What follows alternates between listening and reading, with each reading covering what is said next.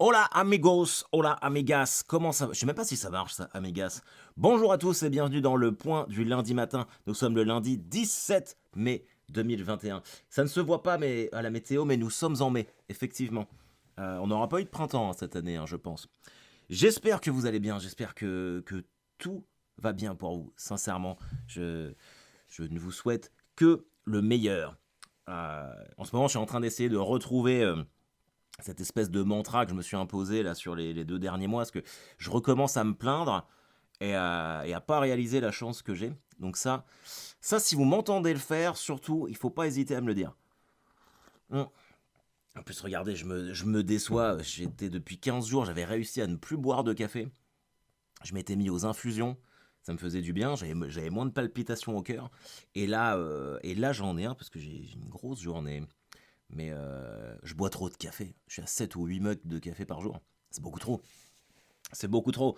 Enfin bref, bienvenue à tous dans ce podcast. Le 17 mai, c'est un jour très important pour moi. C'est l'anniversaire de mon petit garçon, de mon petit bébé, de mon Léonard. Il a 5 ans aujourd'hui. Putain, mais le temps passe tellement vite quand j'y pense. Mais c'est fou, quoi. Il fait tellement de trucs maintenant. Hier, on a fêté son anniversaire avec mes parents. Et il avait son copain, son meilleur ami qui est venu. Et qu'est-ce qu'on s'est marré. Et d'ailleurs, ceux qui me suivent sur les réseaux sociaux, vous avez peut-être vu que j'ai fait un post dessus. Merci beaucoup de lui avoir souhaité son anniversaire. J'ai lu tous vos messages et il était très très très content.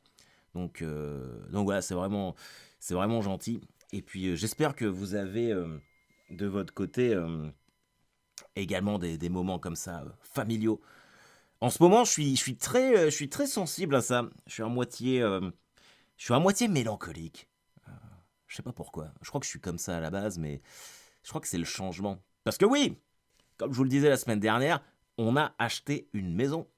On a acheté une maison. Putain, c'est incroyable les amis. On attendait ça depuis tellement longtemps. J'ai tellement fait d'efforts. J'avais tellement peur en fait de décevoir ma femme vu que j'ai un statut intermittent. Je me suis dit mais jamais les banques vont accepter de nous prêter quoi que ce soit. Et en fait ça n'a jamais été un souci. On a eu plusieurs propositions de banques qui nous suivaient. Et vraiment je suis heureux. Là j'ai commencé à faire mes cartons parce que je me disais on a les clés le 11 juin. On a les clés le 11 juin. On a deux trois bricoles à faire dans la maison. Ah putain, mais j'aimerais tellement tous vous emmener pour que vous puissiez voir.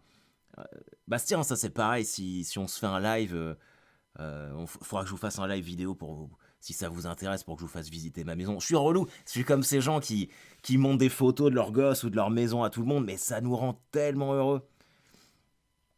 Nous, ça fait 10 ans qu'on était ici. On a un appartement de 63 mètres carrés, c'est un F3. Et on est arrivé avec Elisabeth le 1er décembre 2010 ici. Et on était que tous les deux. C'était parfait pour nous. C'est au rez-de-chaussée, dans un quartier super cool. On a 109 mètres carrés de jardin. Mais avec les enfants, là, on est tous trop serrés. Et puis, mine de rien, là, je vais avoir 38 ans dans moins d'un mois. Donc, il faut préparer l'avenir. Ah putain, je déteste les gens qui me disent ça. Faut préparer l'avenir, pense à ton avenir. Pense et anticipe au moment où tu ne seras plus là. Je déteste qu'on me dise ça. Comme les gens qui me disent, maintenant que je suis chaud ouais, et qu'il y a du soleil, ils font, mais faut protéger ton crâne maintenant. Vous avez déjà entendu cette phrase? Il faut protéger ton crâne. Je déteste qu'on me dise ça. Mais en vrai, il faut que je protège mon crâne parce que je prends trop de coups de soleil facilement sinon. La maison, elle est ouf les gars. Elle est ouf. 152 mètres carrés. 152 mètres carrés sur 3 étages. C'est un truc de dingue. Et en fait, les combles ont commencé à être aménagés. Mais c'est un couple de retraités qui avait ça. Et le monsieur, il est décédé malheureusement pour lui. Ils avaient commencé à tout refaire. Et donc là, comme la dame, elle n'est pas de Caen, elle retourne dans une autre région pour se rapprocher de ses enfants. Du coup, elle n'a pas fini les travaux qu'il y avait à faire. Donc, les combles sont aménagés. Il y aura la chambre de ma fille. Et l'autre pièce, ce sera mon bureau. Enfin, mon bureau, ma Batcave, ma tour d'ivoire. Putain, c'est Babylone, les mecs. Je suis tellement comme un ouf. Et il y a la fibre optique. Il y a la fibre optique. Enfin, c'est éligible, faut que je la fasse installer. Mais putain, il y a la fibre optique. Ah, est-ce que je l'ai ici? Mais bon, je suis beaucoup plus près de Caen, là. Je m'éloigne de 10 minutes. à peu près. Mais, ah, bordel de Dieu. J'ai tellement hâte de vous montrer ça. Et surtout, parce que là, en fait, quand vous me voyez pas, mais quand je fais mes enregistrements ou mes trucs, mon micro, enfin là, je suis dans ma chambre.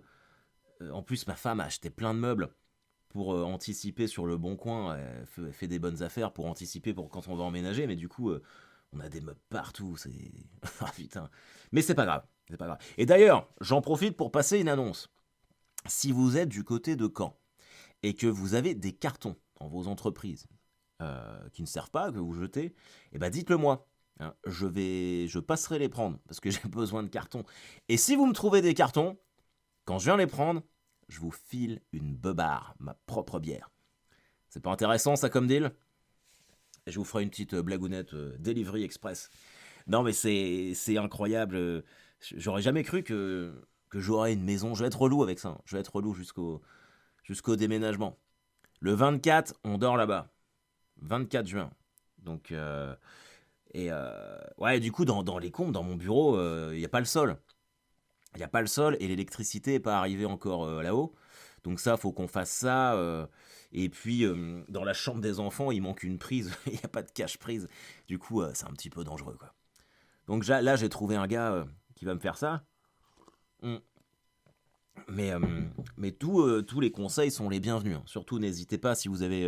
parce que alors, je pense que vous commencez à me connaître maintenant. Je ne suis pas bricoleur pour un sou. Moi, changer une ampoule, c'est déjà un exploit.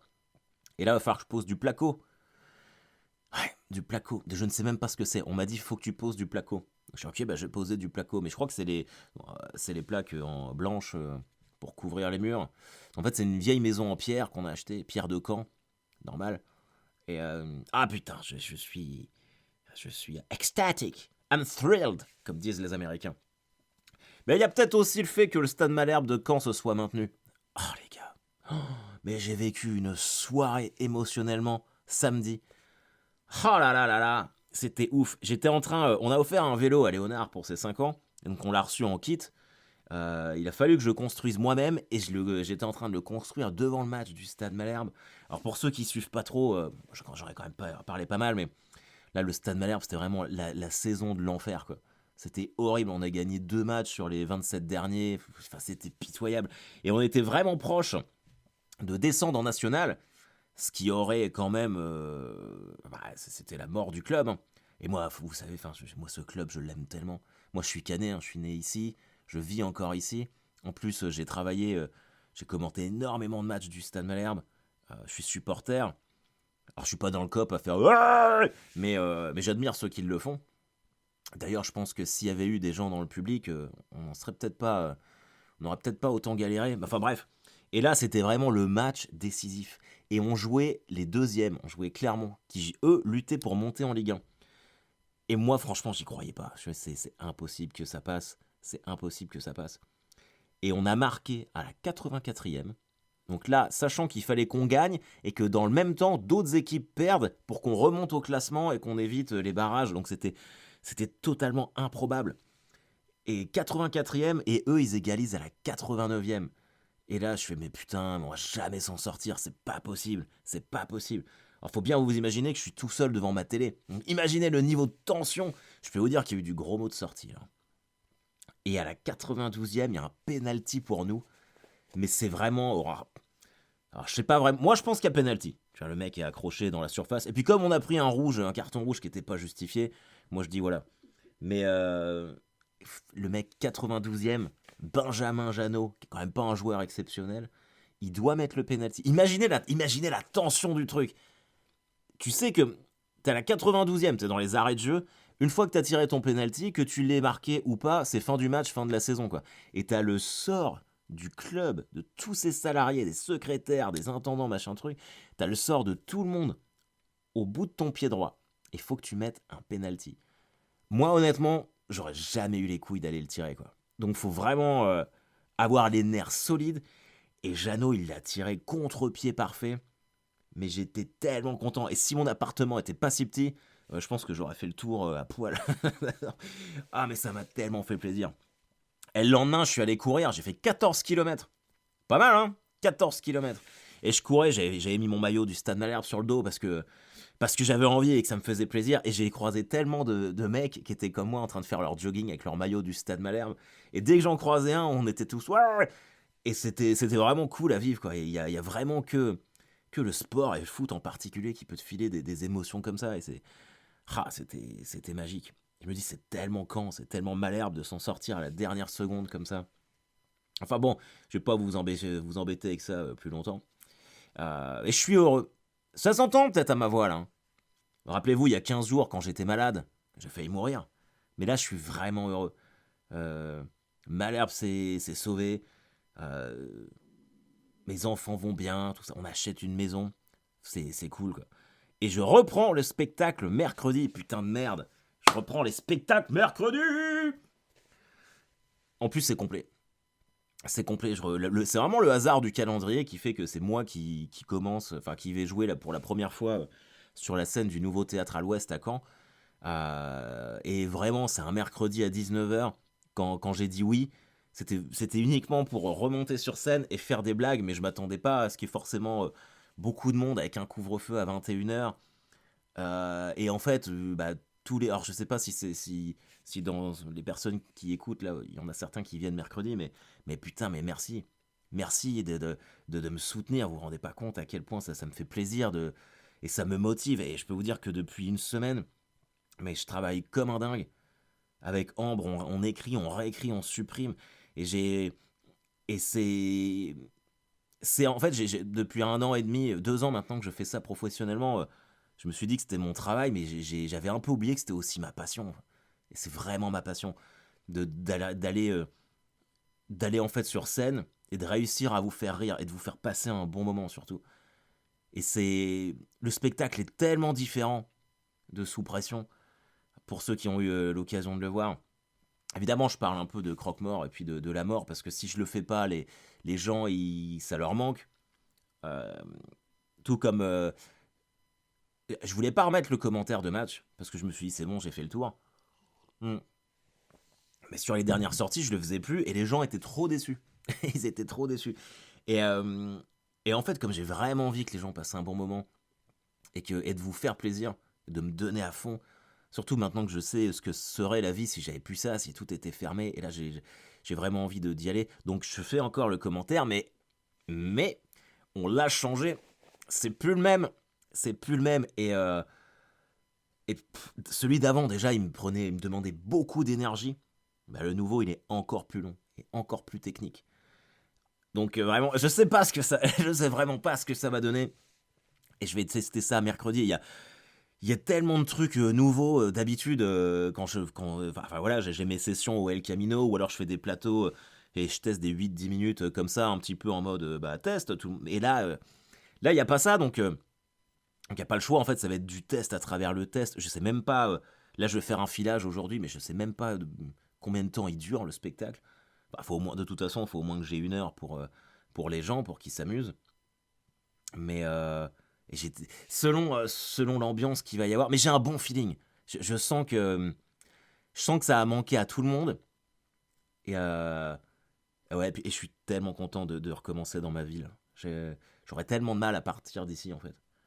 On a une météo de merde, ça c'est clair. Mais bah, putain, vous savez quoi?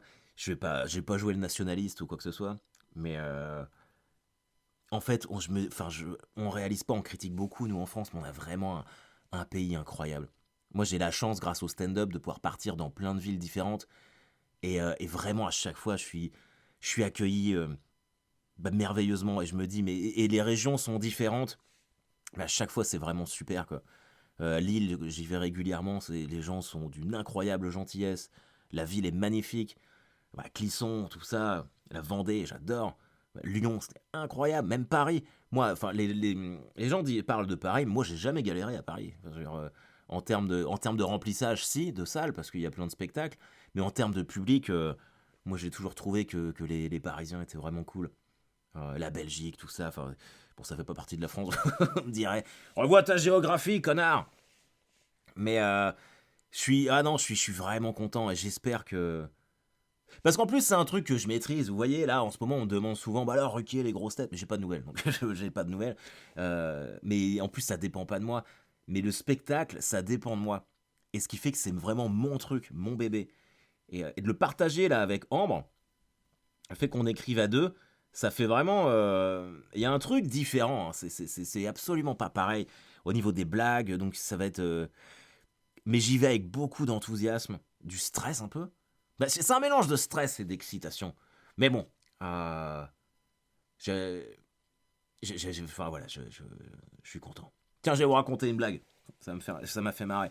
Vendredi, j'ai apporté la voiture de ma femme à un mec qui devait me changer les disques et les plaquettes de frein.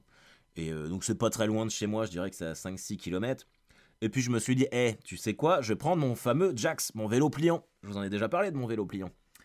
Et je le mets dans le coffre, et puis arrivé chez le mec, je lui laisse la voiture, et puis je déplie mon vélo, bam, averse. Je fais merde. Vraiment, au moment où je monte sur le vélo, une putain d'averse.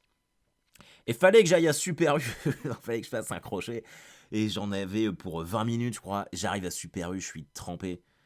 J'achète mon pot, enfin, il me fallait du Powerhead.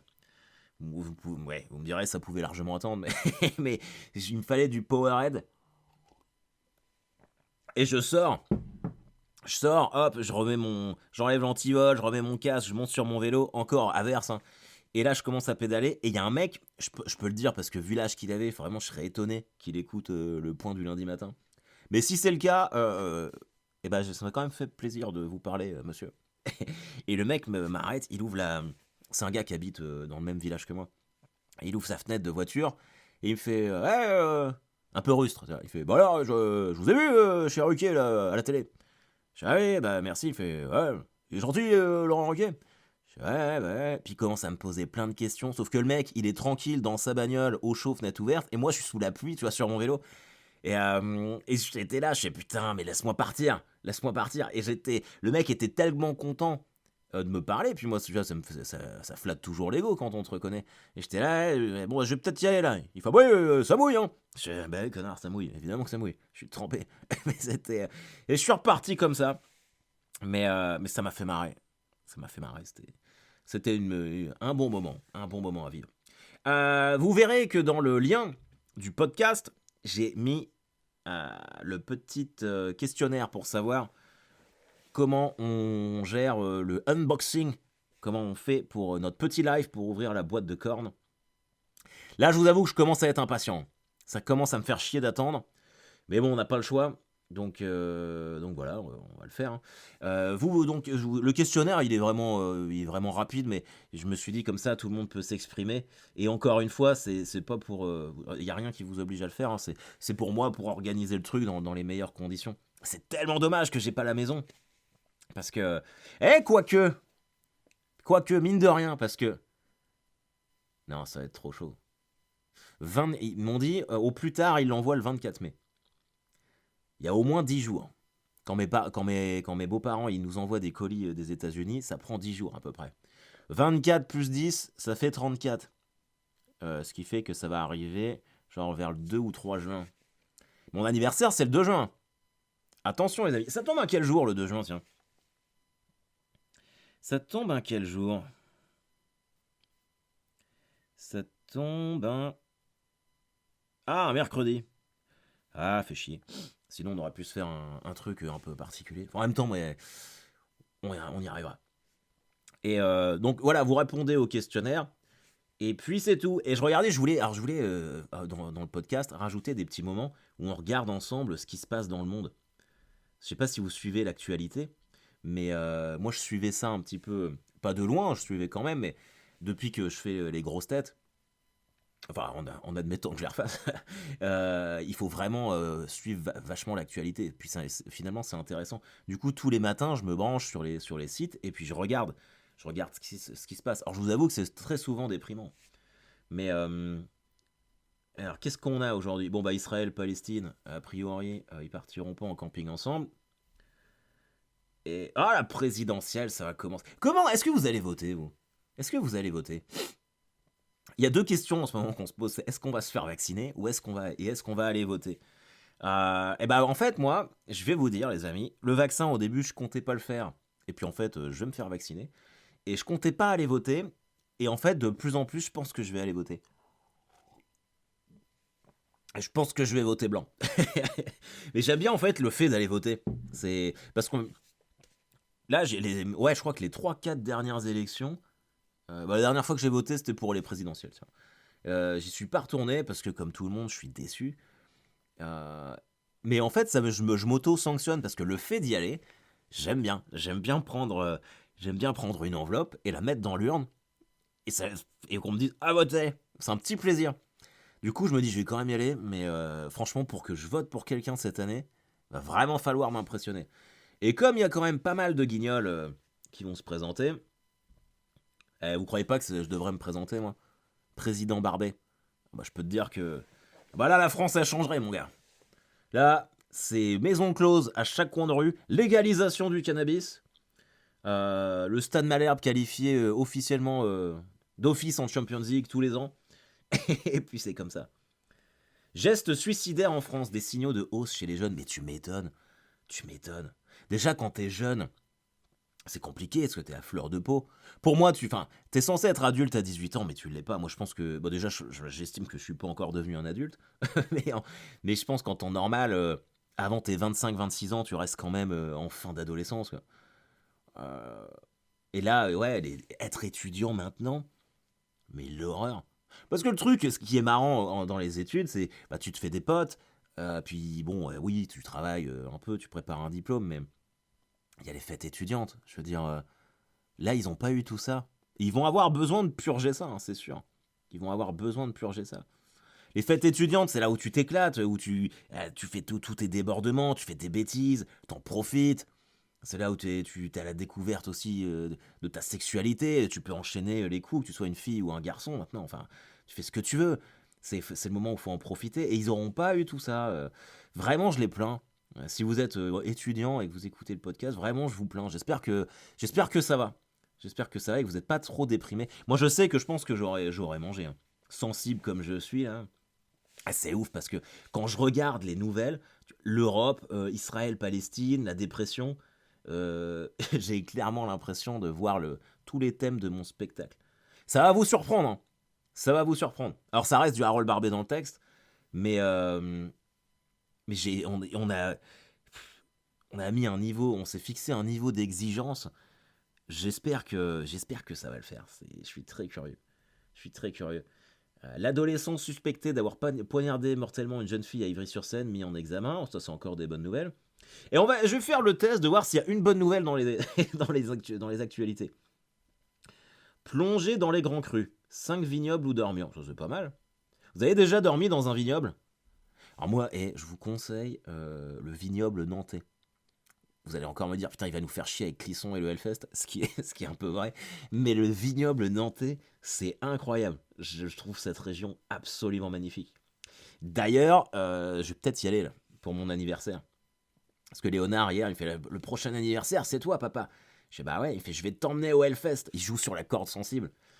Et moi, c'est vrai que j'aime bien. L'année dernière, on y était allé pour mon anniversaire aussi. Et puis la fête des mères. Et le site, il est ouvert tout le temps. Tu peux y aller tout. Il appartient au Hellfest, donc tu peux aller sur le site, t'as les infrastructures et tout.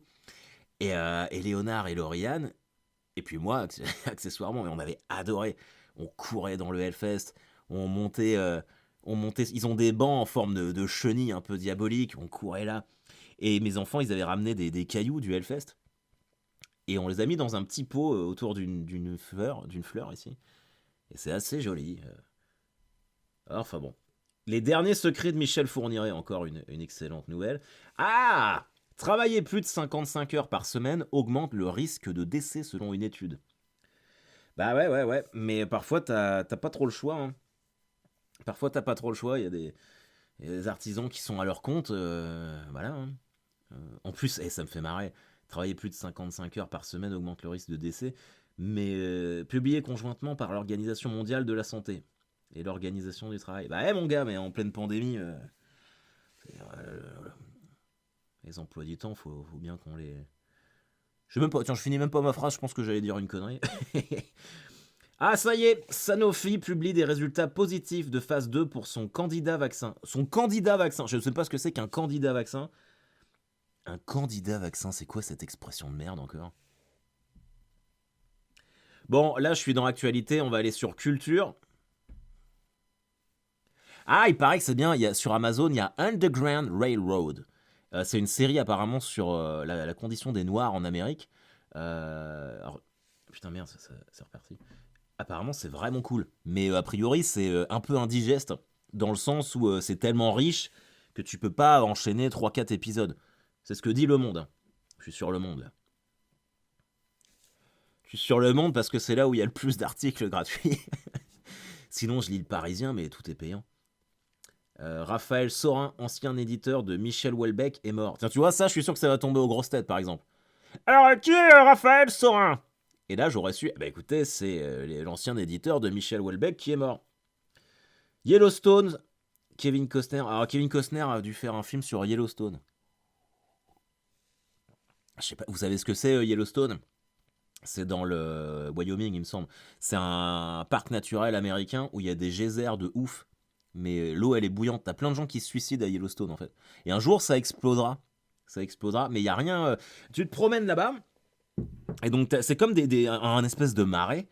Mais t'as juste des panneaux qui te disent ne touchez surtout pas l'eau parce que sinon vous allez fondre. Parce qu'elle est bouillante, elle vient directement du cœur de la planète. Et il y a des gens qui se jettent là-dedans pour se suicider. Et t'as aucun truc qui t'empêche d'accéder à ça. Yellowstone, c'est incroyable. Hein. Yellowstone, ça me donne tellement envie d'y retourner. Ça me donne tellement envie d'y retourner. Mais bon, et chaque chose en son temps. Déjà, on va retourner sur scène. Et ça fait combien de temps que je parle, moi? Putain, 26 minutes, j'ai fait long aujourd'hui. Je suis désolé si j'ai été relou. Les amis, merci. Merci d'être là pour moi. Merci d'être là pour moi. Et je suis vraiment ravi si ce podcast vous accompagne aussi. Voilà, n'hésitez pas à liker, à partager. Enfin, voilà, vous avez l'habitude. À laisser des petits commentaires, des petites étoiles. Mais en fait, j'étais dans l'idée de faire monter le podcast pour qu'il soit plus reconnu. Et en fait, ça se passe bien. Et puis je suis content parce que ça vous plaît et c'est le principal. Donc vraiment, passez une excellente semaine. Dites-moi merde, pensez à moi pour mercredi quand je vais retourner sur scène. Et moi, je vous dis merde. Profitez des terrasses où que vous soyez en France. Allez prendre un coup. Alors a priori, il va y avoir une grosse météo de merde la semaine où ils rouvrent les terrasses. Mais allez au cinéma, faites-vous plaisir. Profitez de la vie. J'espère que vous allez avoir une semaine complètement kickasse. Je vous embrasse tous, les amis. Tous, avec ma grosse barbe. Et je vous souhaite une excellente journée. Gros poutou.